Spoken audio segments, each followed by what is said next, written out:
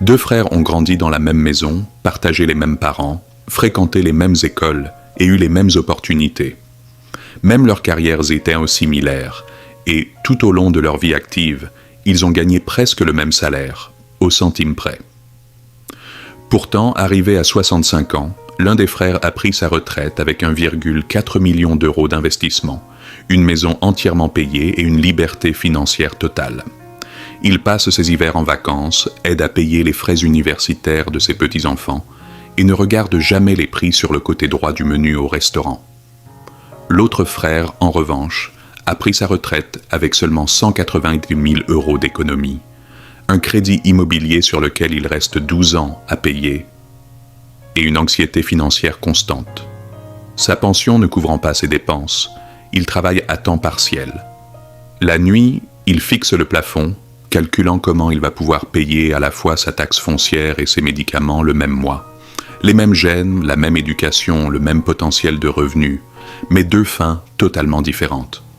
Cette divergence ne s'est pas produite dans la vingtaine, car ils étaient tous deux encore trop jeunes et sans argent. Elle ne s'est pas produite dans la trentaine, car tous deux étaient occupés à fonder une famille et à bâtir leur carrière. Et elle ne s'est pas produite non plus dans la cinquantaine, car à ce moment-là, les dés étaient déjà jetés. Cette grande séparation s'est entièrement produite pendant la quarantaine. Mon cher ami, ta quarantaine est la décennie financière la plus critique que tu vivras. Non pas parce que les décisions y sont plus difficiles, mais parce que leurs conséquences se multiplient jusqu'à ce qu'il soit impossible de faire marche arrière. Parlons des mathématiques, qui expliquent pourquoi ta quarantaine détermine tout.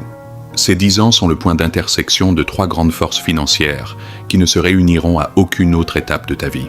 Le pouvoir de gain maximum est la première d'entre elles.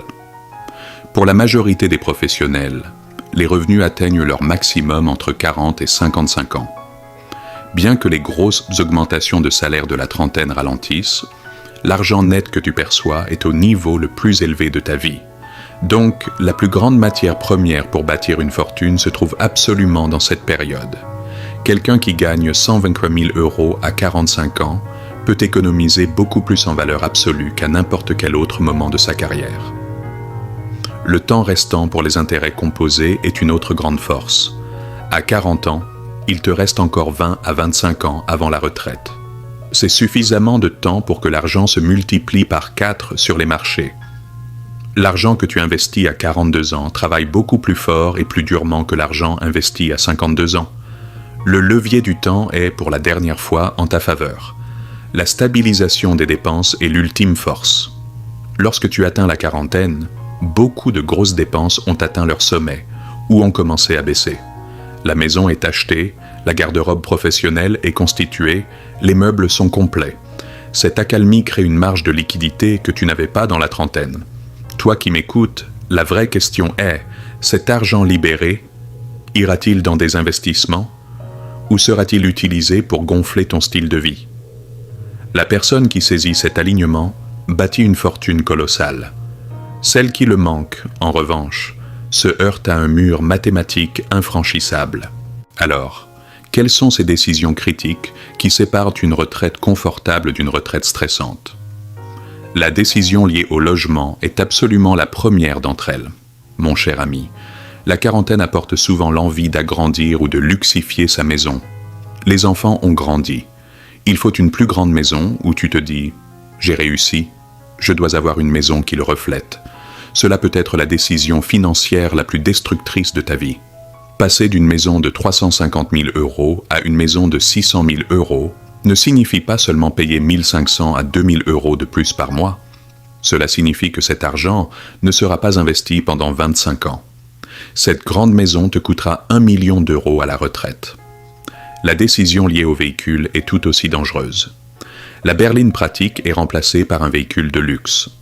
Le SUV fiable est échangé contre une marque prestigieuse. L'assurance, l'entretien et le crédit de ce véhicule de luxe te coûteront avec le temps une fortune de retraite de 300 000 euros. L'éducation ou le style de vie des enfants.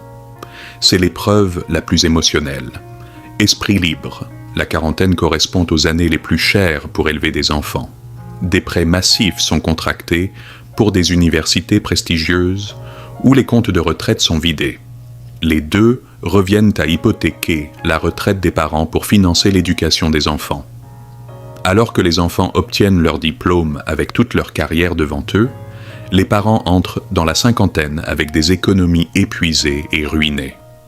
Toi qui m'écoutes, je connais très bien ce lourd sentiment de culpabilité qui pèse sur les épaules des parents à ce stade.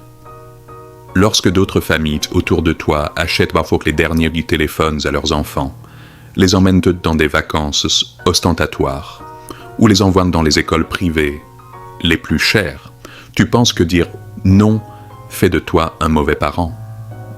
Pourtant, la réalité est tout autre. Le plus grand héritage que tu puisses leur laisser, c'est d'apprendre à voler de leurs propres ailes et d'avoir des parents autonomes, dont ils n'auront pas à assumer la prise en charge et les frais médicaux à l'avenir. Lorsque tu finances leur éducation et leur désir de luxe en brûlant ta propre retraite, tu ne leur rends en fait pas service. Tu transfères simplement et silencieusement ce fardeau financier colossal de ton propre avenir sur leurs épaules. Un jeune qui apprend à voler de ses propres ailes et qui connaît la valeur du travail et de l'argent est bien plus fort qu'un diplôme cher et prestigieux. La plupart des familles tombent dans un piège au nom de l'amour, mais le résultat est une prison financière pour les deux parties. La tolérance au risque professionnel diminue également à cet âge. Il devient très facile de s'enfermer dans sa zone de confort. Pourtant, la quarantaine est ta dernière fenêtre pour des sauts de carrière qui pourraient augmenter considérablement ton salaire. La différence entre rester dans le confort et poursuivre la croissance représente une perte de revenus de 300 000 à 400 000 euros sur 10 ans. L'inflation du style de vie est un tueur silencieux. Les voisins rénovent leur cuisine, les amis achètent un bateau, les collègues partent dans des vacances de luxe. Ne pas pouvoir résister à cette pression sociale et dépenser chaque centime de l'augmentation des revenus dans la consommation visible. C'est de là que vient cette différence d'1 million d'euros entre paraître riche et l'être vraiment. La plupart des gens tombent dans l'illusion de dire « Je travaille tellement, je mérite bien sûr le meilleur. » Oui, tu le mérites, mais ce que tu mérites vraiment, ce ne sont pas des biens de luxe qui te rendent esclave des banques, c'est la liberté de te réveiller le matin sans régler de réveil. Tu vends ton temps pour acheter un statut. Or, la quarantaine n'est pas faite pour impressionner les autres. C'est le virage le plus crucial où il faut transpirer pour garantir son propre avenir. Regardons David et Christine. Ils avaient touché 40 ans. Leurs revenus étaient bons. Ils ont déménagé dans une maison plus luxueuse, renouvelé leur voiture et satisfait chaque désir de leurs enfants. Ils ont considérablement réduit leurs investissements pour la retraite. Rien de ce qu'ils faisaient ne leur semblait irresponsable. Lorsqu'ils ont atteint 50 ans, ils ont paniqué et augmenté leurs économies, mais il était trop tard. À 65 ans, ils ont réalisé que leur argent s'épuiserait à 82 ans. Ils devaient désormais vendre la maison ou travailler pendant leurs 70 ans. Mon cher ami, je veux que tu imagines un instant l'état d'esprit de David lorsqu'il a atteint ses 50 ans. Son réveil soudain au milieu de la nuit et sa marche vers la cuisine sombre. Cette sueur froide qu'il a sentie sur sa nuque en se connectant à sa banque en ligne et en regardant ses comptes. Le SUV très luxueux et prestigieux garé dans le garage ne lui semble, à ce moment-là, qu'un tas de ferraille, car cette voiture a volé son sommeil, sa liberté et sa paix. Alors que tout son entourage lui disait « Quel homme prospère, quelle belle vie il a !» Il savait très bien qu'intérieurement, il vivait dans une prison financière. Même en sirotant les vins les plus chers dans des restaurants de luxe, il y avait toujours, dans un coin de son esprit, l'écho de ces énormes relevés de cartes de crédit qui devaient être payés. Le prix de l'ostentation était la faillite de la paix intérieure. Ce sentiment d'approbation temporaire qu'ils avaient acheté dans la quarantaine leur est revenu comme un réveil brutal dans la soixantaine. Maintenant, regardons Robert et Jennifer.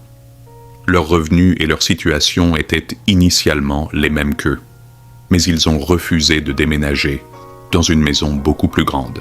Ils ont utilisé des voitures d'occasion. Ils ont parlé très clairement et très honnêtement avec leurs enfants des coûts de l'éducation.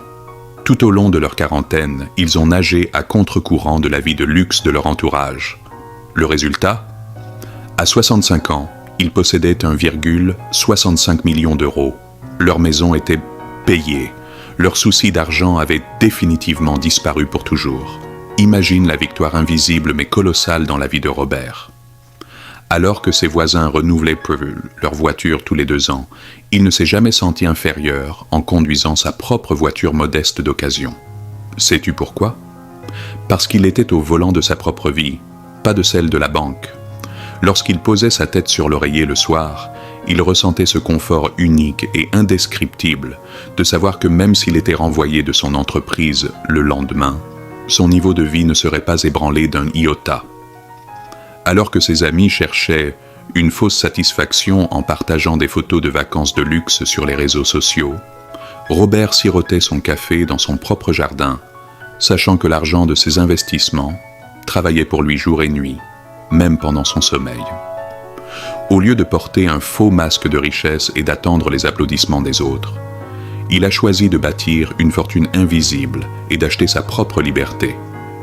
Ces 10 années où ils ont nagé à contre-courant leur ont offert une sérénité qui durera toute leur vie. Mon cher ami, sais-tu quelle est la chose la plus frappante dans cette histoire ? Les recherches montrent que le bonheur des dépenses de luxe ne dure que 18 mois. David et Christine n'ont pas passé ces 10 ans plus heureux que Robert et Jennifer. Ils ont juste dépensé beaucoup plus. Pour un plaisir temporaire, ils ont condamné tout le reste de leur vie comme dans une prison. Alors, où en es-tu en ce moment ? Si tu es dans la vingtaine ou la trentaine, esprit libre, tu as la capacité de voir l'avenir. Mets absolument en place tes investissements dès maintenant. Définis dès à présent ce qui est suffisant pour toi. Si tu entres dans la quarantaine, tu te trouves à la croisée des chemins la plus importante de ta vie. Examine chacune de tes dépenses. Ta voiture est-elle un moyen de transport ou un symbole de statut social ? Si tu es à la fin de la quarantaine et que tu te retrouves dans la mauvaise histoire, toi qui m'écoutes, il est encore temps de changer de trajectoire. N'aie pas peur de réduire ton train de vie et de renoncer à l'ostentation. Tu penses mériter ce luxe parce que tu as réussi, n'est-ce pas ? C'est précisément ce qui piège et capture tant de gens. Ce sentiment de satisfaction que tu cherches en consommant est éphémère. La véritable satisfaction, c'est de transformer les années les plus puissantes de ta vie en une liberté permanente. Imagine que tu as 70 ans, un matin silencieux. Dans une version, tu prévois quel petit enfant tu vas visiter ce mois-ci. Dans l'autre version, tu calcules comment tu vas boucler ton budget pour tes médicaments. Toi qui m'écoutes, ce qui crée ces 2 versions n'est ni la chance ni ton revenu. Ce sont ces décisions que tu as prises entre 40 et 50 ans concernant la maison, la voiture et ton style de vie. Mon cher ami, ta quarantaine déterminera tout. Ce n'est pas un fardeau, c'est une opportunité. Et ce que tu feras de cette opportunité ne dépend entièrement que de toi.